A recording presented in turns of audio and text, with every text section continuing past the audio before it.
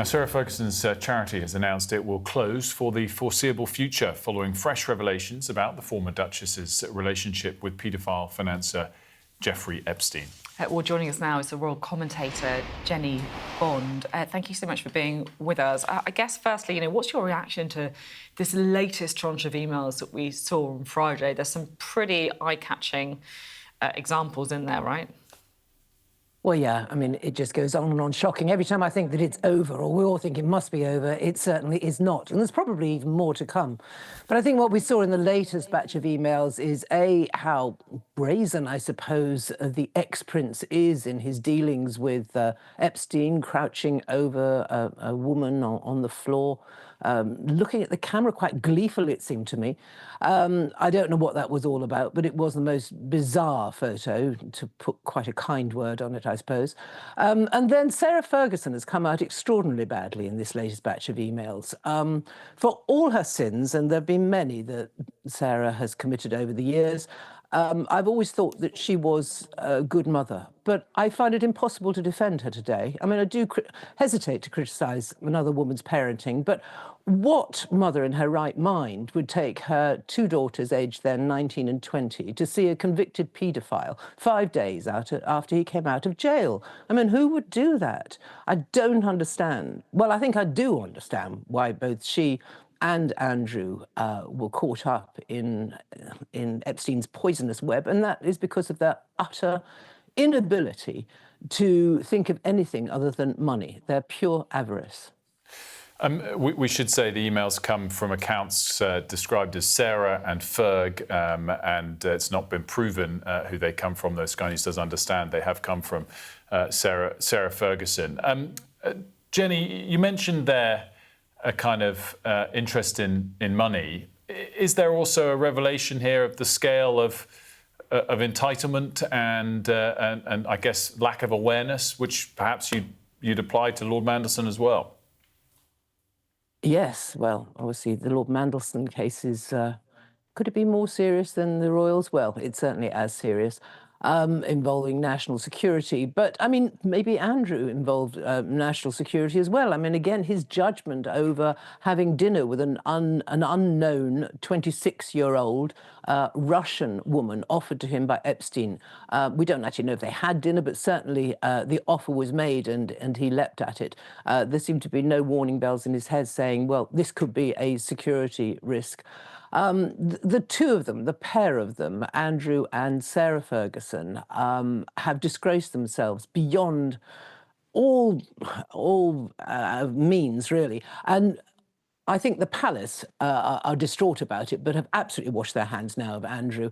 They've stripped him of everything they can. And I thought it was interesting, the only statement that sources have made is that Andrew he now has to deal with his own conscience as to whether he testifies or not. They say it's between Andrew and his conscience, whether he does comply with the many requests to say what he knows about what went on, because that's the only thing he can do now to help the poor women and girls and children who were abused by Epstein. Yeah, and those calls, for all of the reasons that you state, are just going to grow. It's absolutely correct to say that. I was interested to get a bit more insight into how you think this is going to be going down in the palace, because, as you say, the king has reacted pretty strongly. He's sort of stepped in to distance Andrew. He's stripped him of the title of prince. But it must still be a bit of a body blow inside the palace to see just the extent of what happened. Mustn't it? Yeah. I think they feared there was worse to come in the many millions of emails that were going to come out. But I think that this is some of their worst fears, really, have been realised. But they have washed their hands of him. Clearly, the monarchy is still being tarnished by what's going on. But I don't see what more they can do with Andrew. They have taken this draconian action at the end of last year. And short of banishing from the United Kingdom or banishing him from every royal residence, I don't see what they can do. And he is the king's brother. He is the uncle of the future king. He is always going to be a part of that family, whether he is stripped of his royal titles or not. I mean, what's going to happen at family funerals, at some family weddings, perhaps? I think that they fear a little bit for his physical and mental well-being. Obviously, there's a security. He is a security target, so they've got to look after his security.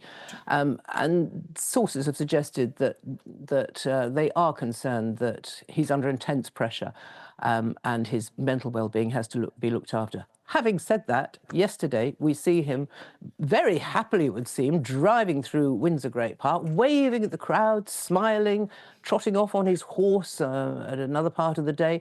So he doesn't look too worried, does he?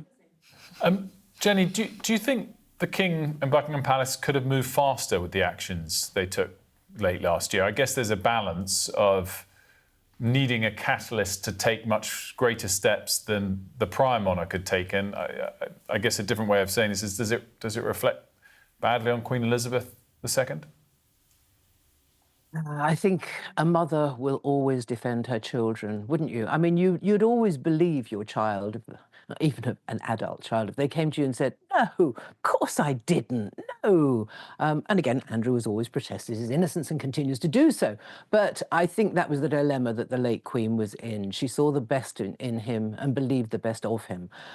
Charles has taken his time, some would say, as it was, nearly 3 years before he stripped his brother of everything. But that came after a lot of revelations, and a key revelation, I think, was that his brother had lied quite obviously on BBC, on Newsnight. He had said he'd severed all links with Epstein, and had clearly not done so. We're learning, in fact, those links have gone on for years afterwards now. And so I think that was the tipping point for Charles. Some will say, yes, he took his time about it, but when he did act, he acted with a ruthlessness which surprised all of us. Even seasoned correspondents like myself were gobsmacked when he stripped his brother of everything. I'd have to say, seeing the latest revelations, latest files, they will probably be glad that they did act with that ruthlessness. Jennie Bond, thank you so much. Great to have you on the programme.